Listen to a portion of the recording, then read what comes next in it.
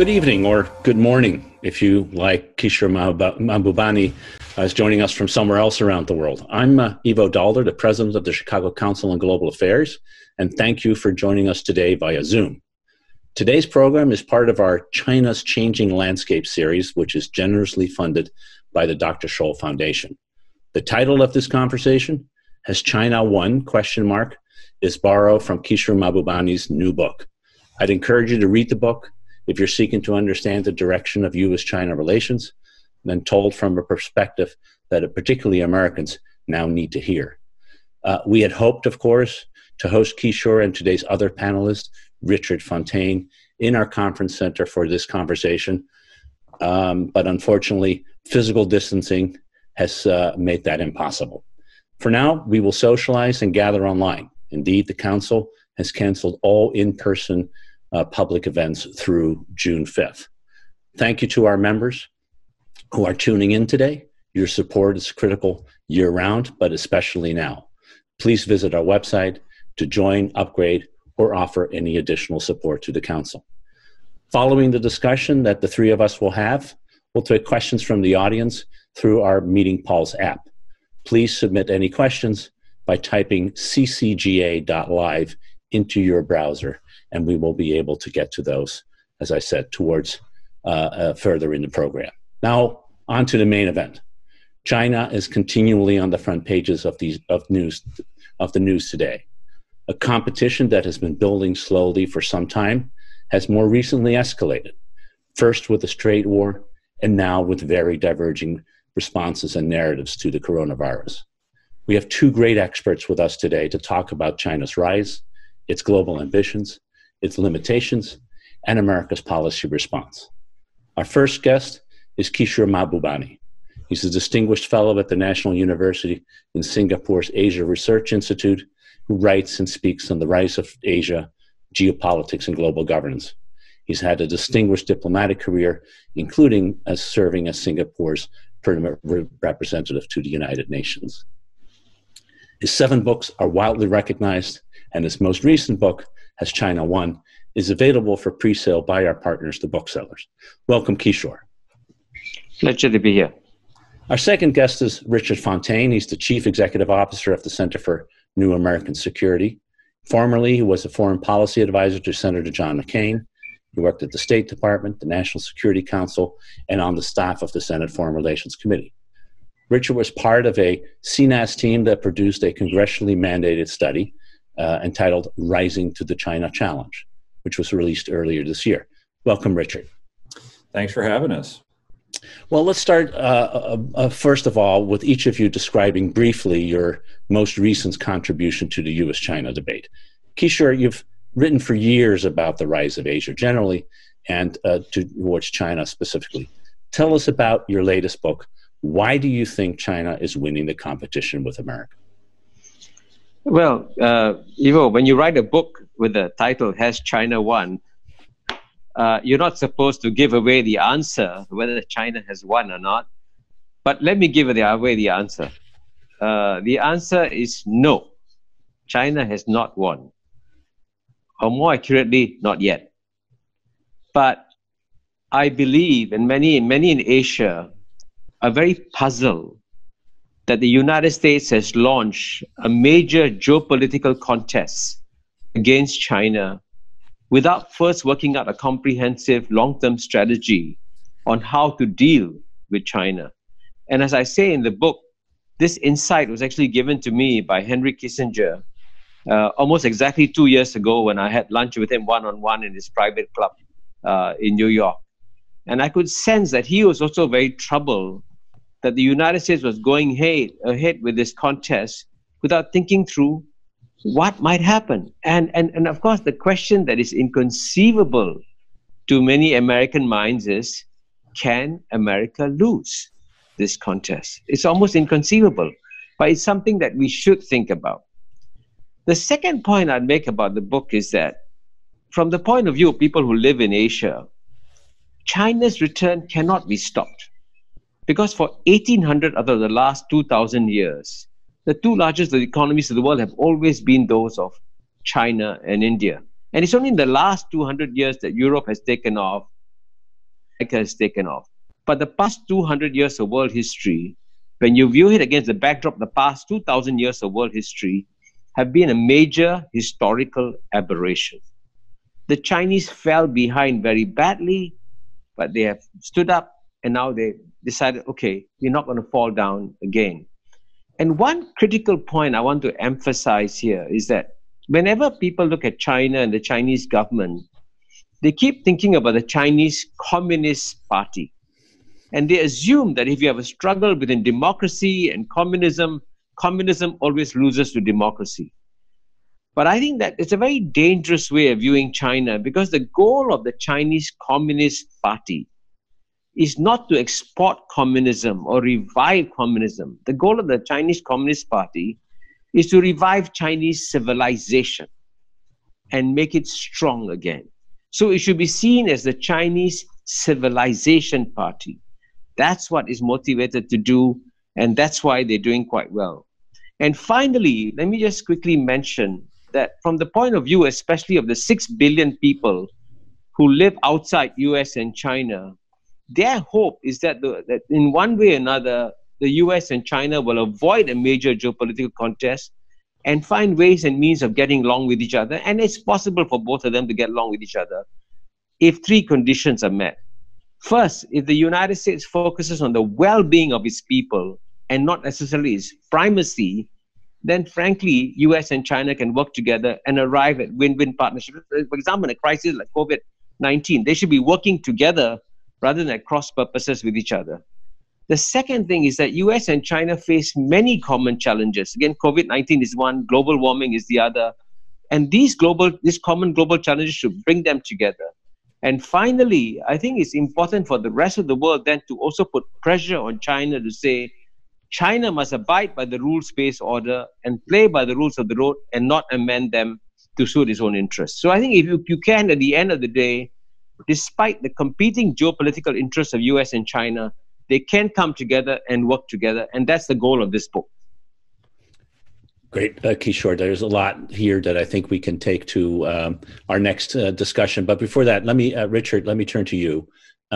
You were part of the team that proposed the strategy to deal with the rise of China. It was congressionally mandated. Tell us a little bit about where the study came from and what were the principal conclusions before we get into a discussion about Kishore's main points and more generally about the nature of the relationship between the two countries. Sure. So the origin of the study that we did was in the Defense Authorization Bill that passes every year, this huge National Defense Authorization Act. And there was a sense, certainly by a few of the committees on Capitol Hill, and I think more broadly on Capitol Hill, that we had entered a period of significant competition with China. This was unlikely to go away anytime soon. It was long-term in effect. But that either as a matter of having thought through what the various vectors of competition are and how the United States might fare, or how the United States government and society organizes itself for such a competition, there really was a lack of strategy and forethought in the approach, and it had been too ad hoc up until this point. Case in point, the administration had talked about a free and open Indo-Pacific, which is quite attractive when you hear those words, but there was pretty significant disagreement on what exactly was free and what exactly was open, and what that actually meant in terms of what the United States would be bringing to the table. So they commissioned a study, went to my think tank CNAS, and we had a integrated cross-disciplinary team that took this on, and we published the study that went through a number of principles. We offered some principles for China competition, and then went through some very specific policy recommendations and organizational recommendations about how do you actually operationalize these kinds of things.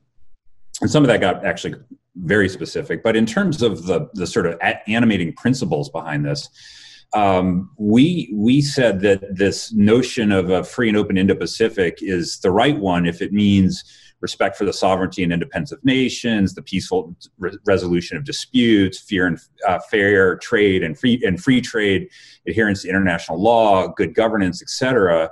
And, for the United States, it would mean things that actually accrue to the welfare of Americans themselves, access to markets, for example, strong U.S. alliances and security partnerships that have served us, the kinds of which have served us well in the past, things like that. And by contrast, you have a China that is driving toward a more closed, more illiberal future for the Indo-Pacific. And there's aspects of this that are undermining U.S. interests. So, we could look forward to a future where the People's Liberation Army controls the South and East China Sea, that regional countries are coerced into acquiescing to Chinese preferences on matters, including matters that matter to the United States, an economic order where Beijing is increasingly setting the trade and investment rules in its own favor, things like that, and the diminishment of civil society, independent media, things like this. And as rising, I guess, preemptively maybe to Kishore's challenge, is this just sort of primacy for primacy's sake? Do we just sort of care about this because we like thinking that America is going to do these things? We said, no, this actually has stakes for Americans, the welfare of the American people, a world where independent media is more at risk, where markets are less available to American firms, where companies are more the victim of intellectual property theft and forced technology transfer, where there's the growing spread of authoritarian surveillance systems and things like that, where sovereignty is undermined, as one that is less accrues less to the welfare of the United States. And what this means when you step back from all this and look at the trend lines, which are not terribly encouraging in some areas, is that the United States needs to compete. It needs to compete, but not just by trying to diminish China or only compete. There are certain areas where we can cooperate with China, and we should. But ultimately, it's about renewing the underlying foundations of American power. It's about making America as strong as it can as possible in terms of economics and allies and political relationships and research and technology and everything else. And actually, much more of the recommendations that we laid out were about what the United States should do for itself as opposed to things that it should do with China or to China. So I think this gives a really nice framework to think about from two perspectives that are not necessarily competing or even clashing, but can build on each other. And let's start that conversation. So I think we have as the basis the idea that U.S.-China competition is part of the current international environment. Where that competition is going, the degree to which it will be competitive and become a rivalry, or can be cooperative competitive, is something we don't know and we may have disagreements about. But let's start with this really huge problem that emerges in the relationship, which is now seen, as the Secretary General of the United Nations said today, the biggest crisis the world has faced since World War II. COVID-19, the spread of the coronavirus, the fact that it came from China, and the fact that China has been able to address it seemingly, at least for now, in a way that has not yet defeated, but at least controlled it, at a time when Europe and the United States are at the beginnings of a massive explosion of the virus. How, Kishore, starting with you, how do you see this current crisis affecting the competition between the United States and China? I think this current crisis will have a very profound impact on the competition between US and China. Because for a start, as I mentioned, the 6 billion people outside US and China are watching very carefully how China is reacting to COVID-19, how the US is reacting to COVID-19, and clearly they're passing judgments on which reaction is more competent and more effective. And at the end of the day, as of now, anyway, let's wait and see how it all plays out. The Chinese, after some very bad initial missteps in denying that something had happened, once they woke up, they took some drastic actions and literally froze the problem. And what most people are not aware of is that the biggest travel day in China is Chinese New Year, 24th January. And the day before Chinese New Year, they just completely shut down the province. Now that's an amazing step to take when all the Chinese just wanted to go home and Chinese New Year and celebrate and all that. That's a kind of dramatic action they took. And if you saw the article by Martin Wolf in the Financial Times today, he has an amazing chart that shows how China contained the problem in one province, whereas the US allowed it to explode to New York, California, and other places. And so people can see clearly that one reaction is effective, one reaction is not. And at the same time, the other thing that's quite surprising is that the Chinese have also reached out to try and help other countries. And so you can see the very positive reactions from Italy, from Spain, from Serbia to the help that China is giving. And whereas the United States, as you know, has been focused very much on itself, and the Europeans themselves, as you know, Ivo, you know Europe better than I do, were quite shocked that President Trump just cut off Europe without prior consultation, said, stop, no more flights from Europe. So all these things affect other countries' perceptions of how US and China are doing. But before closing, I want to emphasize one point in response to what Richard said. The world wants to see a strong, capable, and effective United States. We don't want to see a weakened United States. That's bad for the world. The stronger, the more effective the US is, the better off the world is. Yeah, I will get to that, Kishore, because I think we can talk a lot about China, but what the U.S. does is equally important to determine how that competition goes. But before I do, Richard, do you see it the same way? That in fact, are we at this point in our world history and the competition between the rising China and a faltering, let's call it that, the United States for the moment, that this is now a competition about who is seen as the most competent, and the COVID-19 crisis is the means towards determining that end, that the rest of the world is looking to see which of these two powers is most effective in dealing this particular crisis, and then trying to translate that into who can we rely on more, who can we work with more, who's going to be the global leader, if I want to put it that in those terms, going forward. Is that a right way to look at this potential crisis or this actual crisis? Yeah, I think partially. I mean, unfortunately, when even the most sort of claw-bearing China hawks in Washington would normally say we should have areas of cooperation with China, shared threats, non-proliferation, global warming. In our report, we put global public health as an example of this. The virus in China threatens the United States. The virus in the United States threatens China. Why can't we work together? Unfortunately, however, we haven't seen anything approximating cooperation between the United States and China, which I think has to make one pretty pessimistic for how well we're going to be able to cooperate on some of these other shared threats, at least thus far. And, from the beginning, China originally covered up the extent of the crisis in Wuhan and, punished the whistleblowers and all this, and then criticized the United States and said that the United States was stirring fear in China and wasn't being helpful. And now the foreign ministry spokesman has come out a couple of times and suggested, well, maybe the virus didn't go from China to the United States, but actually Americans brought it to China.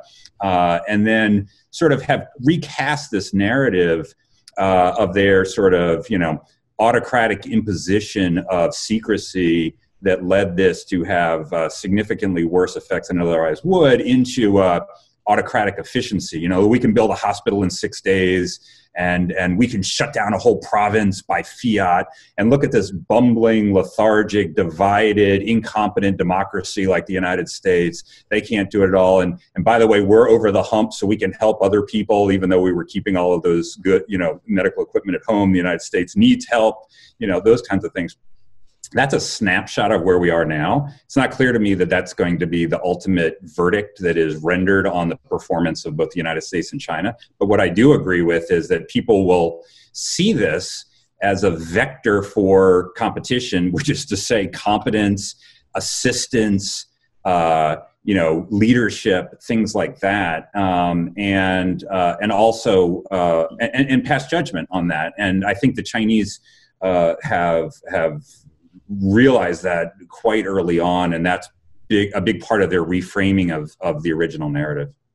So I mean, clearly the Chinese have sought to position themselves, as both of you have said, as a global leader in responding to the pandemic in terms of the assistance it's providing to countries in Europe and Africa and other places, in terms of the idea that our system, and actually using that language, our system is better able to deal with this problem than the alternative system. It's there.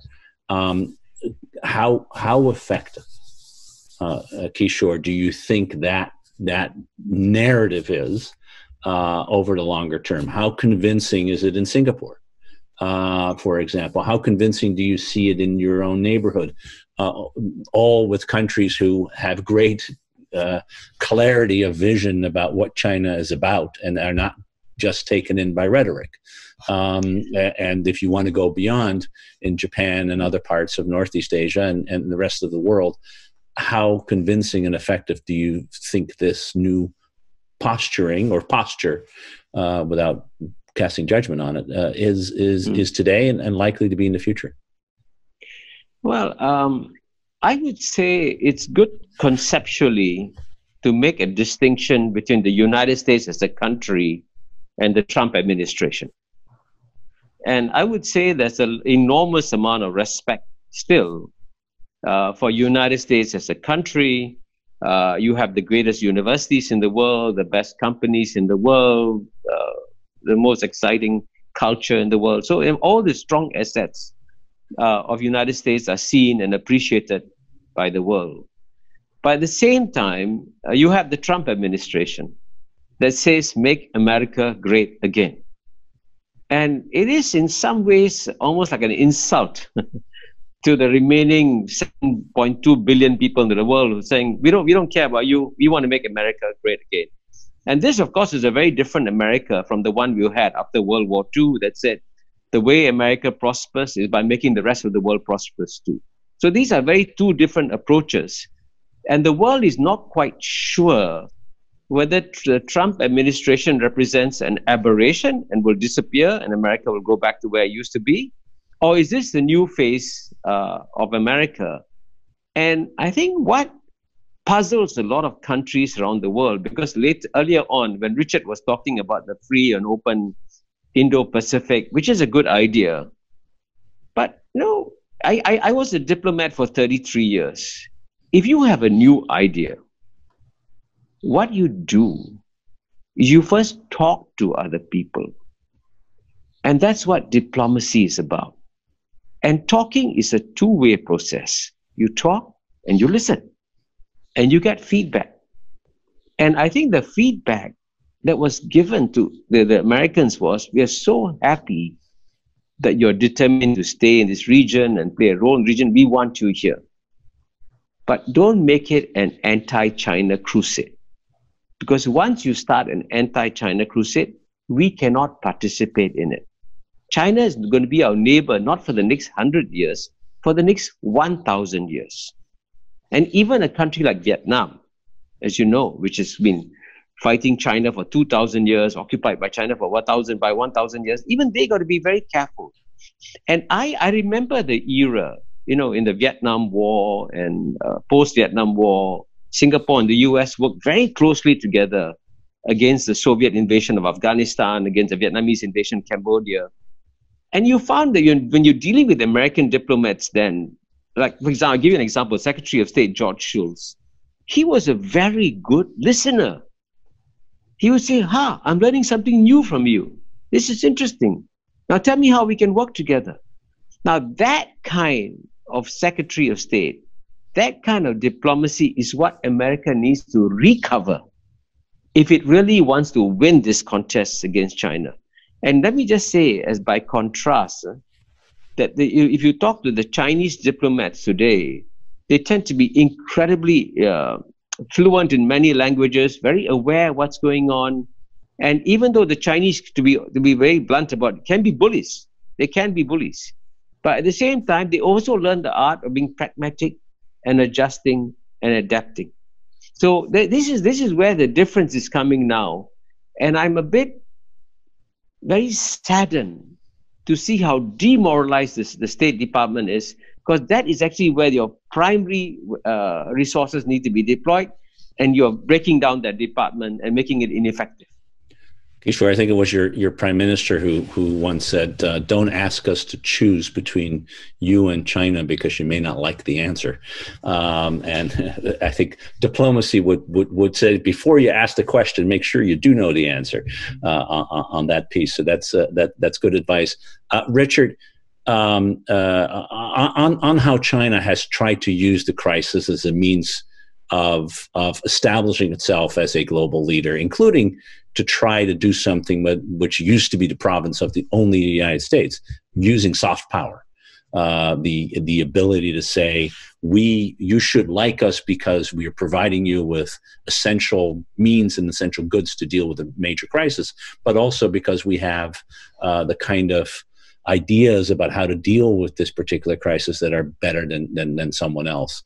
The power of persuasion rather than the power of the gun, to use Joe Nye's phrase in terms of soft power. How do you see the effectiveness of this? Less so in the United States, although your own view as well, but how do you think it's seen in the world?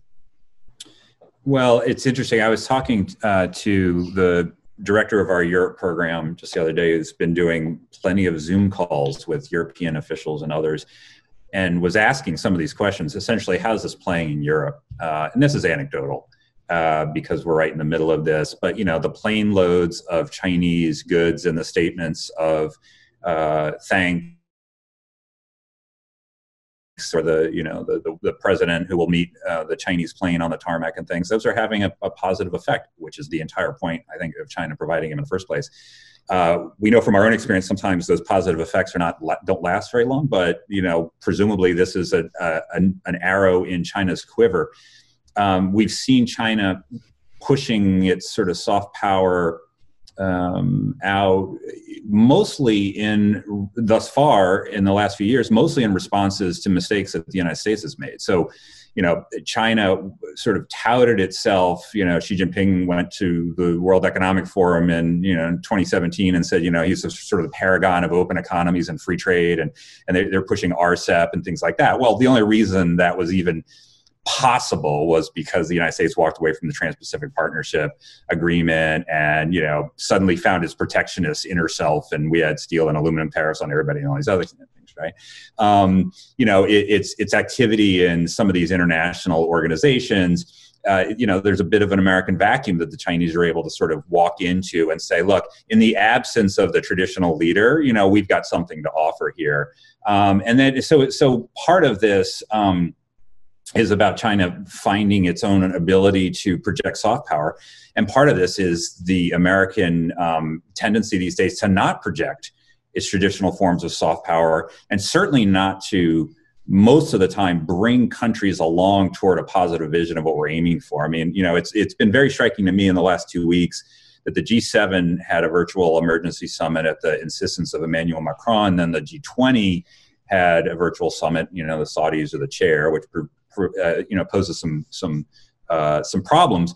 But Ivo, you may well disagree with me, but you're a veteran of some of these multilateral things. I mean, my time in the Bush administration, whether it was APEC or the G8 or whatever it was, the countries don't self-organize without the United States. The United States puts some ideas on the table.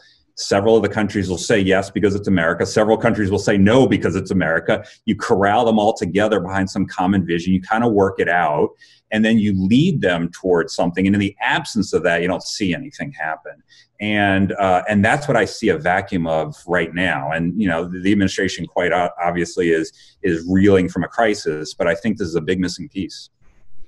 I think that's clearly one of the things that's missing, and I think one of the questions is China, for all its diplomatic prowess, and I think, Kishore, you're right that the Chinese have demonstrated diplomatically to be much more involved. They're taking the UN very seriously. They have more diplomatic missions around the world now than the United States. Their diplomats are all over the place in order to make the case for China and Chinese leadership.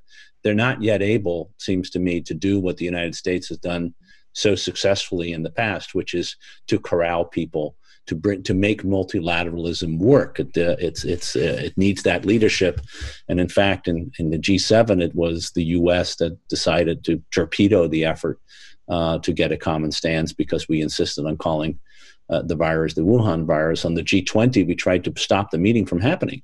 Apparently, Trump called MBS and said, let's not have the meeting. But in the end, the meeting did happen. And we haven't had a UN Security Council conversation about this either.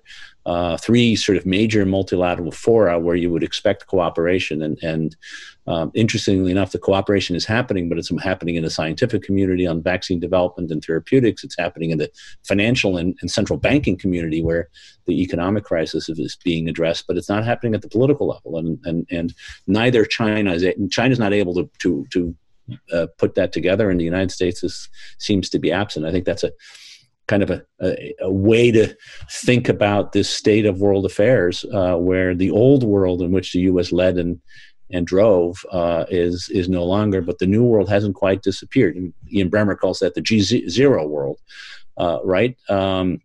But we can't afford, seems to me, and I want to, just as a aside, want to encourage people to continue asking their questions on ccga.live. So enter that in your browser, vote for questions that you would like me to ask, and I will do so after this one. But it seems to me that in this world that seems to be quite leaderless, we're in for trouble. The global economy needs coordination in order to deal with the crisis that we have. The absence of alliances and partnerships as a driving force for the Asia Pacific region in particular is an issue that both of you have mentioned. How do you see this play out if in fact the United States does not come back as sort of the organizer par excellence that it has been for 75 years? Kishore? Well, I think the one key word that both you and Richard use is multilateralism.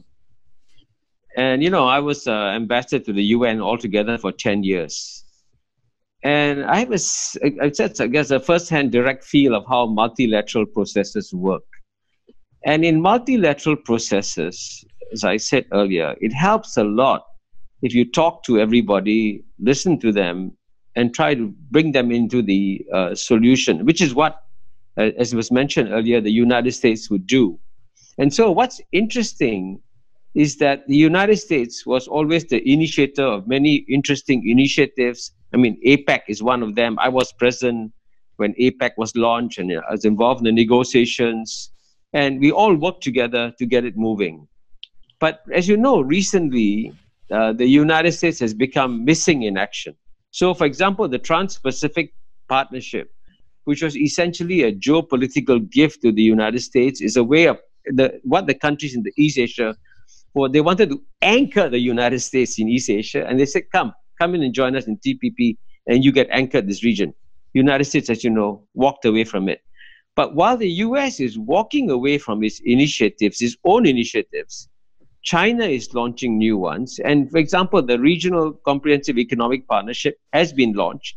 India hasn't joined, but the rest of the countries are going ahead with it. And of course, China has got this Belt and Road Initiative, which is described in the Western media as an exploitative Chinese project. But I went for the summit last year, and the number of world leaders queuing up to go to Beijing to participate in the Belt and Road Initiative is amazing. Hundreds of countries want to participate and join it because they gain something concrete from it. I mean, the Chinese, as you know, at the end of the day, if they come in and they build a road, they build a railway, they build an airport, they do deliver something quite significant. Of course, you got to make sure you negotiate the terms very well with them. And the Chinese have made some serious mistakes in the way they negotiated the deals. But by and large, if you look at the countries that are even friends of the United States, whether it's Indonesia, Malaysia, Thailand, they're all participating in the Belt and Road Initiative. So you have a world in which the United States is opting out of the world order and China is opting in a big way. Now, we are still at the start of this process. We don't know what the final outcome will be, but I think it is a mistake for the United States to step back to the extent that it has done so far. Richard, how do you see it? Yeah. When it comes to these multilateral fora, well, let me step back for a second. I think there's certain things that the United States has done to step back on Trans-Pacific Partnership, for example, where there's a domestic resonance. There's a very complicated now politics of trade in the United States. I didn't agree with the decision to get out, but I understand the decision. It's harder to understand the decision to walk away from some of these multilateral fora and the leadership role we would play. I think some of it may stem from a misunderstanding. I mean, the unilateral cowboy diplomacy of the George W. Bush administration, that was the dominant theme. They don't like to do anything multilaterally. And I spent, so much time working on G8 and APEC related things. And it wasn't because the Bush administration had some love of globalism or liked being, constrained by other countries at the table. It's because that was the most effective mechanism to get things that were good for us. And that remains the case today. And that's where the United States really does have a lot of strengths that China just can't match. Not only the fact that China has really evinced very little ability to play this leadership role in these global multilateral fora, but even other things as well. I mean, the United States has allies all over the world. China has North Korea and Cambodia, I guess. The United States has bases all over the world. China has a base in Djibouti. The United States, you can sort of go through this international engagement, and the United States has been able to use this in a sense of enlightened self-interest.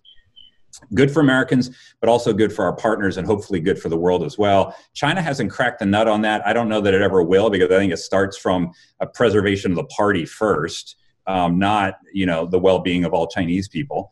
And certainly not the well-being of the region or the globe. I think this is much about, the ambitions of the party and its leadership. But we would squander those advantages at our own peril. It's unclear to me whether China, even if we do sort of opt out of more and more and more, whether China can really come in and play anything approximating the American role. But they can certainly play some role, as we've seen in RCEP and some of these other things. I'm going to turn to some of the questions that are being submitted online, and actually there's two that are kind of related and pretty fundamental. One is what do you view as China's strategic goals? What is it after? And relatedly, and in part because it depends on the answer to that question, is would a dominant China be a bad thing for the world? Is it something that we should try to prevent from happening? Or is it something that we could live with? Kishore, what do you see are the strategic goals of China, and how does that play out? I think that I do answer the question in my book as China One. China's strategic goal, let me eliminate what it is not. It is not to revive communism. They have no interest in that. It's not to try and go out and conquer the world. They're not interested in that. The China's strategic goal is to scrub out completely all traces of the century of humiliation that they suffered from 1842 to 1949. As you know, they got trampled, kicked, abused in the sacking of the Summer Palace in 1860, which every child in China knows about. That they want to wipe out. They want China to become once again the strongest, most respected civilization. And the key word here is civilization. They want to restore the strength and dignity of Chinese civilization. Second question, is this good or bad for the world? The answer to the question depends exactly on how we treat China as it is rising and emerging. And so if you provoke China and make it angry, right, then you get an angry dragon coming up in response. But if you were to work with them and say, okay, you want this, we want this, can we cooperate, can we collaborate, can we work some things out? So, for example, Richard mentioned the South China Sea. Now, Singapore has got no claims on the South China Sea, zero. But you know, you saw the South China Sea in the headlines 3-4 years ago, every day, this happening, that happening.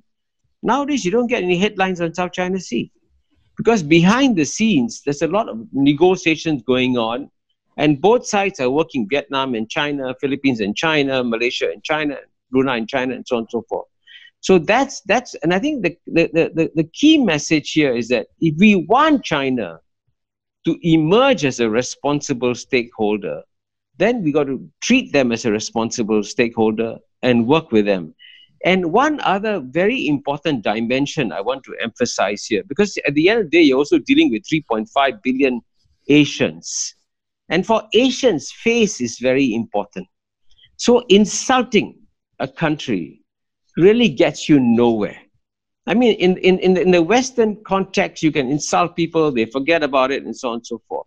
But in the Asian context, it matters a lot. So the forms of engaging, you notice how Asians talk to each other and how they deal with each other is very different.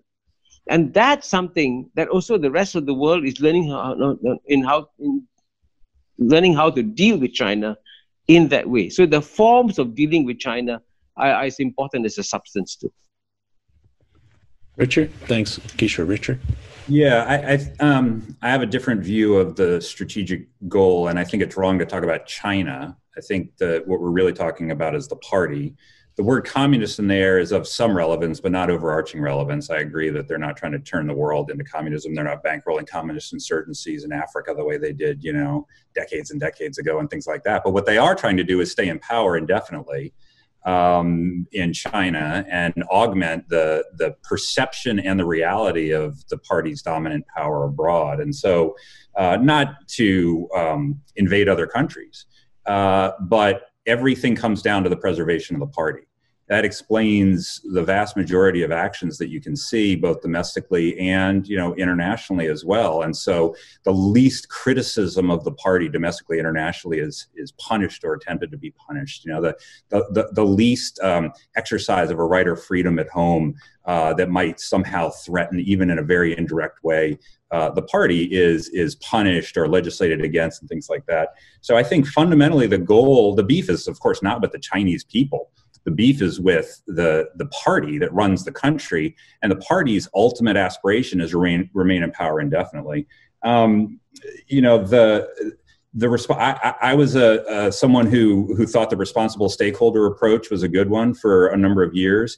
You know, it's been about 15 years since that's been more or less the approach. If you think back to when Bob Zoellick and company started talking about this in the Bush administration, the problem is we just don't have a lot of evidence that China has, that the approach of, you know, deep engagement, maybe hedge on the side, but embrace the Chinese as a more responsible stakeholder, give them some more voting shares in the IMF and things like that. We just don't have a lot of evidence that that's actually worked according to theory. And in fact, since the ascension of Xi Jinping, China's become more assertive and more aggressive internationally, including in the domestic politics and economics of other countries. And I think the early returns would show that a more dominant China would not be good for the United States nor good for the world. China has a vision of what should obtain that is far more illiberal than that of certainly the United States. It's far more closed in terms of its economic practices. It has a far more dominant role for China to use economic coercion and political meddling in order to, at a minimum, stop any perceived criticism of China, but at a maximum to go well beyond that. And fundamentally, that's not a world that, you know, most people in at least the American democracy are going to be comfortable living in. Kishore, you just as a last word on this before we close down, do you agree the part? I mean, you talked about the party as a defender of Chinese civilization, but do you agree that it is also trying to stay in power and that by staying in power, it sees that as the key and core to upholding Chinese civilization? Yeah, it's absolutely the case that they want to stay in power. But the question is, why do they want to stay in power? And the answer is that they want to stay in power because they realize that when China gets divided, China gets exploited. And so they believe a strong central government is what China needs. But, you know, let me introduce the word that's been mentioned before, freedom, right? If you look at what the Chinese government has done vis-a-vis the Chinese people, right? When I went to China 40 years ago, first time, the Chinese people could choose what to wear, where to live, where to study, where to work. Nothing. Now they have all the choices. And each year, in the past, there were 0 Chinese tourists. Now, 134 million Chinese leave China freely. And 134 million Chinese come back to China freely. So obviously, there's something in China that appeals to them. And they have seen, the Chinese people have experienced the greatest improvement in their standard of living in the past 30 years than the past 3,000 years. So it's a very new, vibrant, dynamic society in China. So that's why it's a mistake to focus on the party. The party has got 90 million members, but there are 1.4 billion Chinese people. And from their point of view, they have seen tremendous improvement in the standard of living. And when you go to China, you don't see people cowering in fear. You see entrepreneurship. You see new enterprises. You see the optimism of the young people. So that's what you should also focus on, and not just on the party.